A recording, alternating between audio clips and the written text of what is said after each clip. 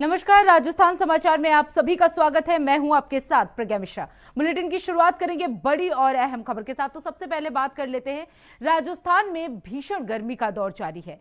ठंडा पानी कुछ राहत देता है और इसके साथ गन्ने का जूस पीने को भी मिल जाए तो और भी गर्मी से राहत मिल जाती है और इससे शरीर को भी अलग ही एनर्जी आती है। आपको बता दें, प्रधानमंत्री नरेंद्र मोदी के बीकानेर दौरे के दौरान राजस्थान के मुख्यमंत्री भजन लाल शर्मा ने बीकानेर के उपनगर गंगा शहर के मुख्य मार्ग स्थित मानक जोशी की जूस सेंटर की थड़ी पर पहुंचे और वहां गन्ने का जूस पिया। उनके साथ राजस्थान के कैबिनेट मंत्री सुमित गोदारा भी मौजूद रहे।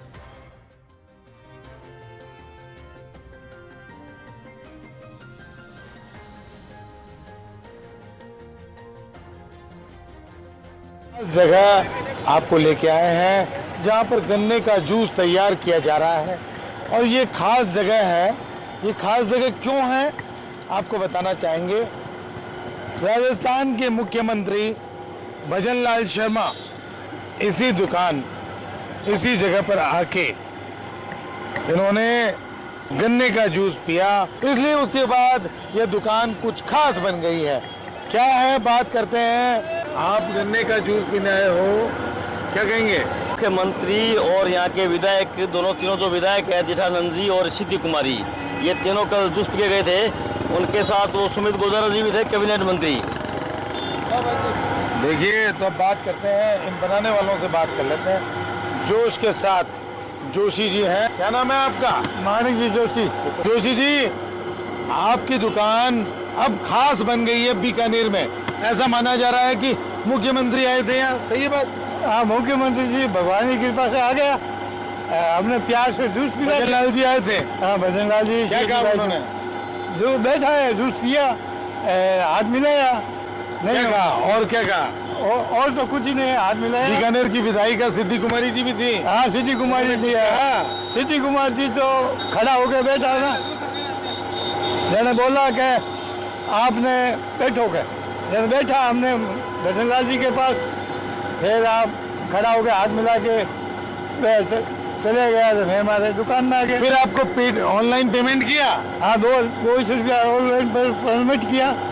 मैं क्यों, आपने पैसे क्यों दे रहे हो, क्या बात है? आप तो मुखिया हो राजस्थान। आप देश की सेवा करते हो, पैसा हमारे को यूँ मोटा क्या होता है, पैसा थोड़ी होता है। देश की सेवा करने वाले खनू पैसा ले। ये तमाम तरह के पुदीना और देख सकते हैं नींबू, कई चीजें मिला के ये बनाते हैं यह जूस। आपने भी जूस पिया भैया? बहुत अच्छा लगा। जैसे ये दुकान के बारे में पता है? जी हाँ। मुख्यमंत्री आए थे? जी हाँ। पी के गए थे? हाँ। ये बताओगे क्या नाम है? मेरा नाम सुंदरलाल चालिया है सिंह सर।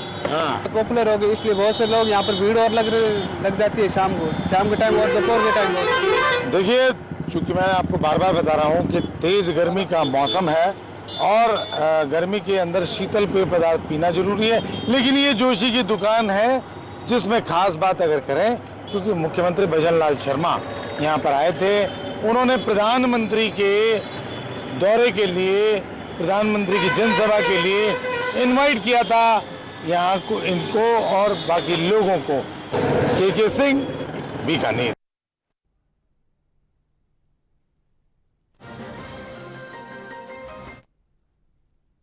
अब रुक करते हैं अगली खबर की। खबर श्री माधोपुर से है, जहां भामा शाह ने गोपीनाथ मंदिर में जनरेटर भेंट किया है।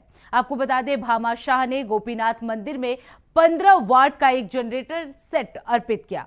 शहर में आराध्य देव के नाम से प्रसिद्ध गोपीनाथ मंदिर है। आपको बता दें, इसी गोपीनाथ मंदिर में जनरेटर जो है वो भेंट चढ़ाया गया है। 15 वाट का एक जनरेटर जो है इस मंदिर में अर्पित किया गया है।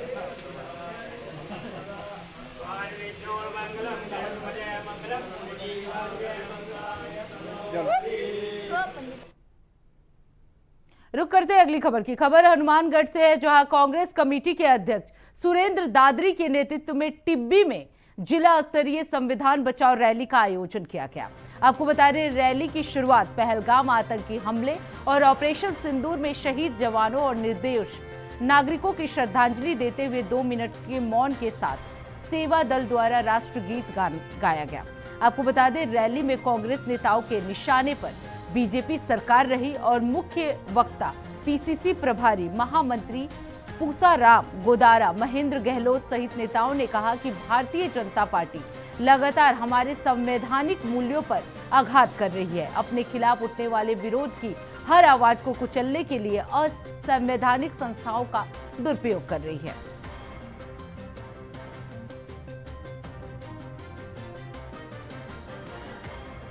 आज हमारा देश खतरे में है।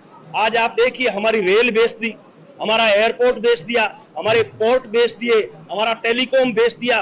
देश की जो बड़ी बड़ी संस्थाएं थी, जो आम आदमी को मदद मिलती थी, उन सबको इन्होंने बेच दिया। दो बेचने वाले हैं और दो खरीदने वाले हैं। मोदी और अमित शाह बेचने वाले हैं, अडानी और अंबानी खरीदने वाले हैं। इसलिए देश की जनता ने यह संकल्प लिया है कि हम इस तिरंगे झंडे के नीचे बैठ करके और जन जागरण चलाएंगे, जनता के बीच में जाएंगे और इस संविधान को बचाने का काम करेंगे। अब रुक करते हैं अगली खबर की। खबर पाली से है, जहां प्री मॉनसून तैयारियों की समीक्षा बैठक की गई। आपको बता दें, इस दौरान प्रभारी मंत्री झाबर सिंह खर्रा ने पाली में जिला स्तरीय अधिकारियों के साथ मॉनसून तैयारियों, हीट वेव प्रबंधन, मौसमी बीमारियों की रोकथाम, बाढ़ नियंत्रण और आपदा से जुड़े मुद्दों पर विस्तार से चर्चा किया। बैठक में उन्होंने संबंधित विभागों को समुचित व्यवस्थाएं सुनिश्चित करने के निर्देश भी दिए। आपको बता दें, मंत्री खर्रा ने कहा कि मानसून से पहले सभी विभाग अपने एक्शन प्लान को पूरी तरह से क्रियान्वित करें, जिससे नालियों की सफाई, अतिक्रमण हटाना, मंडपम की उपलब्धता, बिजली पानी की आपूर्ति और आपातकाल में निपटने के लिए सभी तैयारियां जो हैं वो की जाए।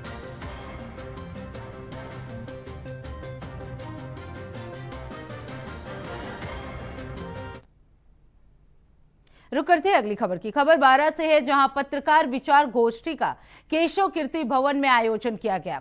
आपको बता दें, संघ कार्यालय में विश्व संवाद केंद्र चित्तौड़ प्रांत के तत्वाधान में उत्साहपूर्वक ये कार्यक्रम जो है वो संपन्न हुआ। कार्यक्रम में जिला संचालक राधे श्याम गर्ग ने इसकी अध्यक्षता की, जबकि मुख्य वक्ता सुरेंद्र नागर जो है वो भी मौजूद रहे। आपको बता दें, गोष्ठी का मुख्य उद्देश्य कल्याणकारी और राष्ट्रहित में पत्रकारिता की दिशा में संवाद स्थापित करना था और इसी की भावना को साकार करते हुए 12 शहर के प्रिंट और इलेक्ट्रॉनिक मीडिया से जुड़े पत्रकारों को सम्मानित किया गया।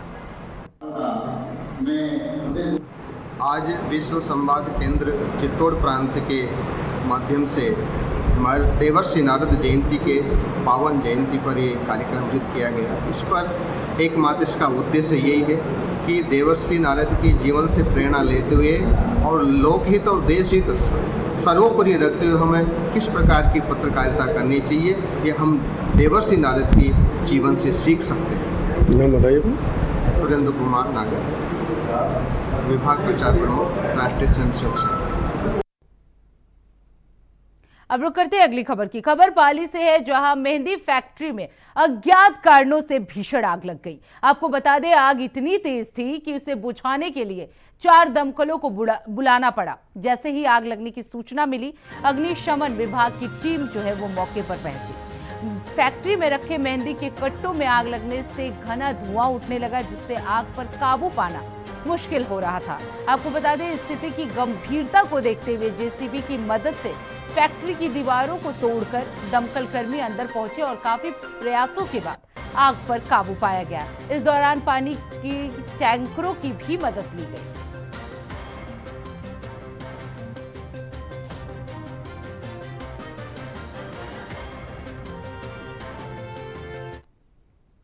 अब रुक करते हैं अगली खबर की। खबर जयपुर से है, जहां जिला कलेक्टर डॉक्टर जितेंद्र कुमार सोनी के निर्देश पर जिले के सभी तहसीलों में रात्रि चौपालों का आयोजन किया जा रहा है। आपको बता दें, इसी कड़ी में सांगानेर के अजय राजपुरा में रात्रि चौपाल का आयोजन कर आमजन की परिवेदनाओं का प्रभावी और त्वरित निस्तारण किया गया।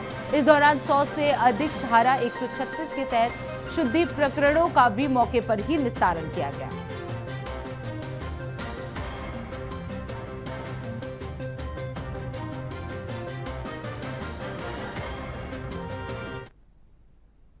रुक करते हैं अगली खबर की। खबर जयपुर से है, जहां एसएमएस अस्पताल में गर्भवती महिला को गलत ब्लड ग्रुप चढ़ाने के मामले में 5 सदस्यीय उच्च स्तरीय समिति जो है वो गठित की गई है। ये समिति प्रकरण में सभी पक्षों की निष्पक्षता पूर्वक जांच कर 3 दिन में अपनी रिपोर्ट देगी। जांच में दोषी पाए जाने वाले अधिकारियों और कर्मचारियों पर राज्य सरकार सख्त कार्रवाई करेगी। आपको बता दें, चिकित्सा और स्वास्थ्य मंत्री गजेंद्र सिंह ने सवाई मानसिंह मेडिकल कॉलेज में एक उच्च स्तरीय बैठक में पूरे प्रकरण की समीक्षा करते हुए मामले में निष्पक्ष और पारदर्शिता पूर्वक जांच के उच्च स्तरीय कमेटी गठित करने के निर्देश दिए हैं।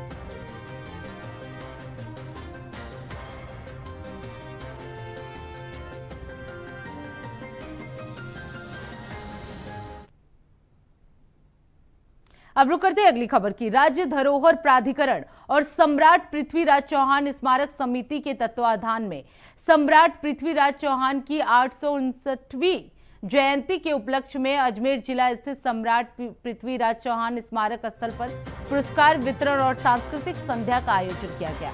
आपको बता दें, कार्यक्रम में प्रतिभाओं को सम्मानित किया गया। स्मारक पर विभिन्न प्रतियोगिताओं के आयोजन में विजेताओं को सम्मानित किया गया। आपको बता दें, rifle, tennis, rangoli, cricket, hockey tournament जैसी प्रतियोगिताओं के विजेताओं को इस दौरान सम्मानित किया गया।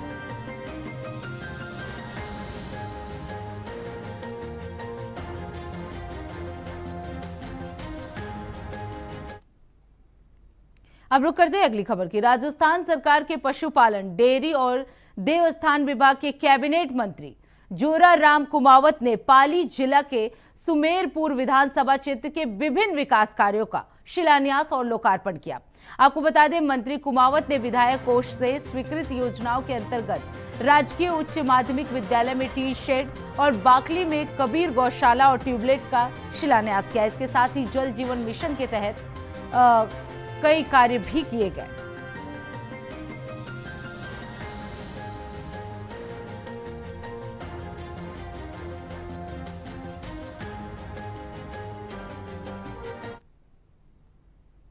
रुक करते हैं अगली खबर की। खबर बांसवाड़ा जिले से है, जहां हरनाथपुरा ग्राम में पंचायत के अंतर्गत आने वाले रुजिया और टामटिया गांव में सड़क की दुर्दशा से ग्रामीणों का सब्र अब जवाब देने लगा है।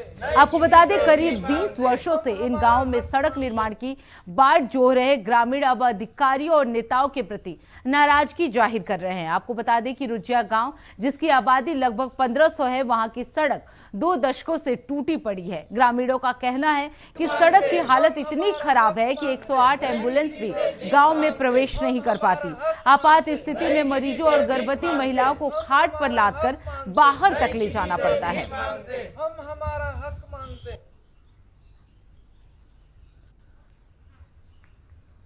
रोड बिल्कुल टूट गए हैं और हमारी ये तकलीफ हो रही है, आने जाने की बहुत समस्या हो रही है और मोटरसाइकिल भी नहीं चल सकती है हमारे गांव के अंदर। और 1500 आबादी है हमारे गांव में, इसीलिए हमारे गांव के रोड बनना चाहिए। ये हमारे कहना ये है कि हम गरीब आदमी हैं, हमारे कोई देखभाल नहीं कर रहे और हम कहना चाह रहे हैं, हम अब इकट्ठे हुए कि भाई हमारा रोड बनना चाहिए। गाँव में के अंदर आने जाने के लिए परेशानी हो रही है हमारी को। कितने रोड टूटा हुआ है, ये बिल्कुल सही सलामत से बनना चाहिए। सालों से बहुत साल हो गए तो भी हमारे रोड को कोई ध्यान नहीं दे रहा और बनानी रोड, इसलिए हम बहुत समस्या में चल रहे। हमारे गांव रुजिया में के अंदर, रुजिया गांव हरनाथपुरा पंचायत के अंदर, इसी गांव में हमारे रोड 20 साल से टूटा हुआ पड़ा है, कोई ध्यान नहीं दे रहा है। इसलिए हमारे रोड बनना चाहिए। बाकी पक्का आने जाने में बहुत समस्या हो रही है, आने अनाज ले जाने और कोई भी अनाज जाने, इसलिए हमारे गांव को कोई 20 साल समस्या हो रही है। बाकी रोड बनना चाहिए पक्का। अब रुक करते हैं अगली खबर की। खबर धरियावद से है, जहां सीता माता वन क्षेत्र में 25 से मेले का आयोजन शुरू हो रहा है।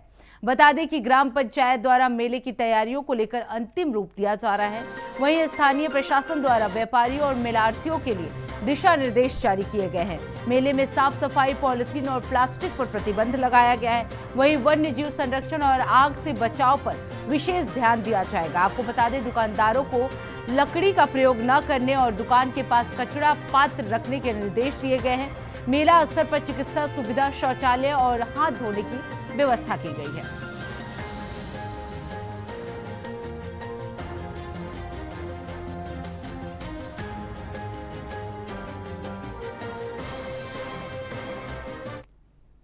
रुक करते हैं अगली खबर की। खबर श्री गंगानगर से है, जहां पुलिस और जिला विशेष टीम ने नशा के खिलाफ कार्रवाई की है, जिसमें 2 आरोपियों को मादक पदार्थ के साथ गिरफ्तार कर लिया गया है। फिलहाल पुलिस जो है वो आगे की कार्रवाई कर रही है।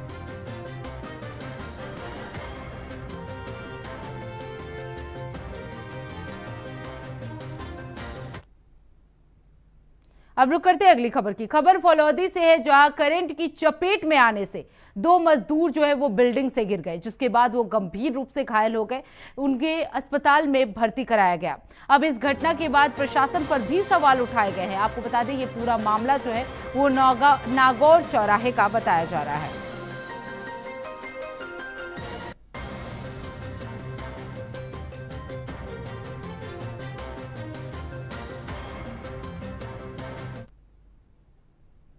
अब रुक करते हैं अगली खबर की। खबर श्री गंगानगर से है, जहां एसीबी की टीम ने बड़ी कार्रवाई की है। दरअसल सरपंच गणेश गोदारा को रिश्वत लेते गिरफ्तार कर लिया गया है, जिसमें सरपंच 10,000 रुपए की रिश्वत ले रहा था। सरपंच ने प्रधानमंत्री आवास के मामले में रिश्वत ली है। फिलहाल एसीबी आगे की कार्रवाई कर रही है।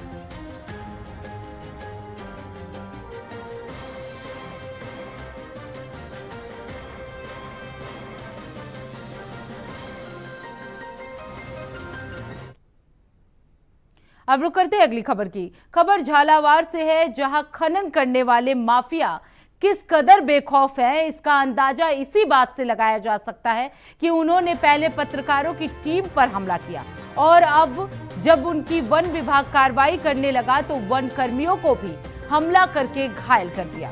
दरअसल घटना झालावाड़ वन रेंज के मंडी गांव की है, जहां वन विभाग की टीम ने वन क्षेत्र से आते हुए एक ट्रैक्टर को पकड़ा तो लगभग 2 दर्जन लोगों ने लाठियां और सरियों से वन विभाग की टीम पर हमला कर दिया। पत्रकारों के बाद अब वन विभाग की टीम पर भी दबंगों द्वारा यह हमला किया गया है। हाँ, सुबह 7 बजे के आसपास की बात है। घायल तो क्या हल्की सी चोटें आई, खरोचे वगैरह घायल तो नहीं, लेकिन हल्की चोटें आई।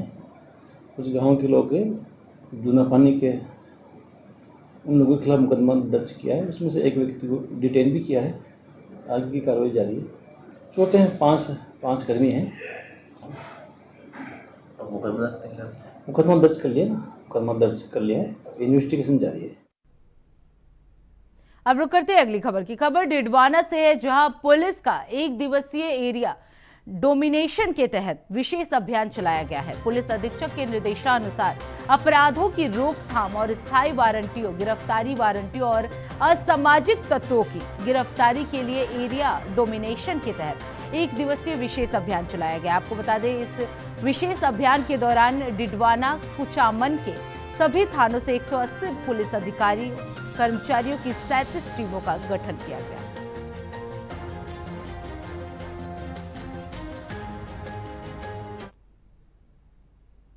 अब रुक करते हैं अगली खबर की। खबर डिडवाना से है, जहां लोगों ने वोल्टेज की समस्या को लेकर जिला कलेक्टर कार्यालय पहुंचकर एक ज्ञापन सौंपा है।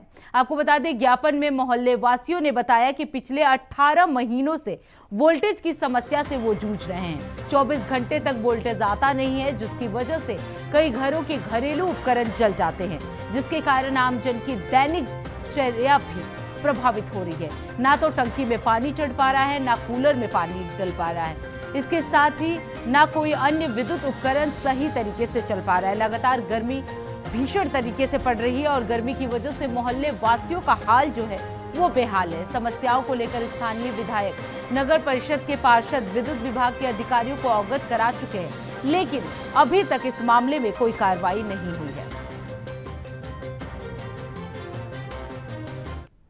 हमारे गाँव में भी करना हमारे खेत में रास्ता नहीं, तो वो जबरदस्ती से दबाव देके रास्ता दे रहे हैं। हमारे खेत से बाहर रास्ता है, लेकिन वो हमारे खेत से लेना चाहिए। गाँव में भी करना।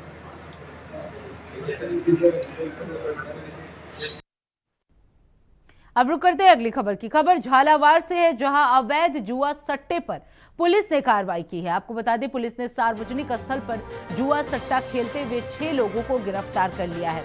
एसएचओ अमरनाथ जोगी के निर्देश पर पुलिस ने यह कार्रवाई की है।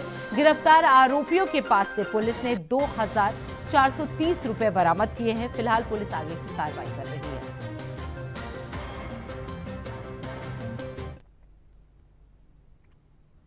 अब रुक करते हैं अगली खबर की। खबर बांसवाड़ा से है, जहां लूट की वारदात का पुलिस ने खुलासा करते हुए 4 आरोपियों को गिरफ्तार कर लिया है। पुलिस अधीक्षक ने मामले को गंभीरता से लेते हुए विशेष जांच टीम गठित की थी। इसके तहत पुलिस ने कार्रवाई करते हुए चारों आरोपियों को गिरफ्तार कर लिया। फिलहाल पुलिस जो है आगे की कार्रवाई कर रही है।